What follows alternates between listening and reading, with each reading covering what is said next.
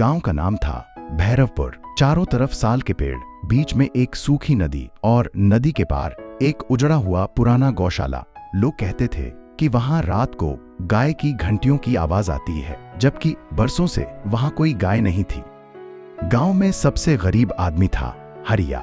न जमीन न घर ढंग का, बस एक फूस की झोपड़ी और एक टूटी खाट। हरिया ईमानदार था, पर किस्मत ने उसे हमेशा ठगा। हरिया का दिल गांव की सबसे खूबसूरत लड़की राधा में बसता था। राधा भी हरिया से प्रेम करती थी, लेकिन समाज और गरीबी उनके बीच दीवार थी। राधा के पिता ने साफ कह दिया था, कामधेनु जैसी दौलत लाओगे तभी मेरी बेटी मिलेगी।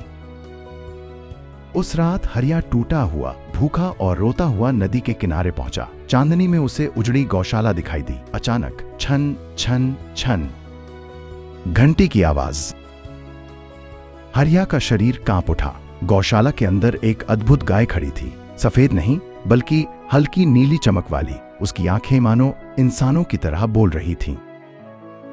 गाय ने मानवीय स्वर में कहा, हरिया, मैं तेरी कामधेनु हूं। हरिया डर के मारे जमीन पर बैठ गया। मैं तो गरीब हूं, मुझे क्यों? कामधेनु बोली, क्योंकि तेरे दिल में लालच नहीं, प्रेम है। उसने कहा कि हरिया रोज रात उसे गौशाला में मिले। बदले में हरिया जो चाहे पाएगा, सोना, धन, अनाज, सब। अगली सुबह हरिया की झोपड़ी सोने के सिक्कों से भरी थी। गांव में हड़कंप मच गया। राधा के पिता ने तुरंत शादी के लिए हां कर दी, लेकिन हरिया ने गौर किया।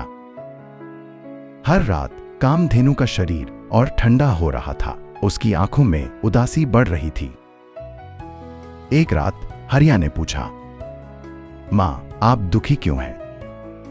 कामधेनु की आंखों से काला आंसू गिरा। मैं श्रापित आत्मा हूं। कभी इसी गांव की लड़की थी जिसने लालची प्रेमी के कारण जान दे दी।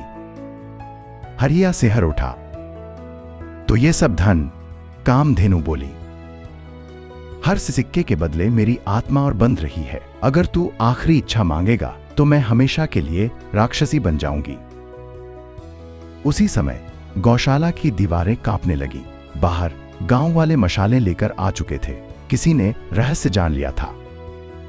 कामधेनु चीखी, हरिया, अब चुन, प्रेम या धन? हरिया ने कांपते हाथों से जमीन पर सारे सिक्के फेंक दिए। मुझे कुछ नहीं चाहिए, बस राधा सुरक्षित रहे।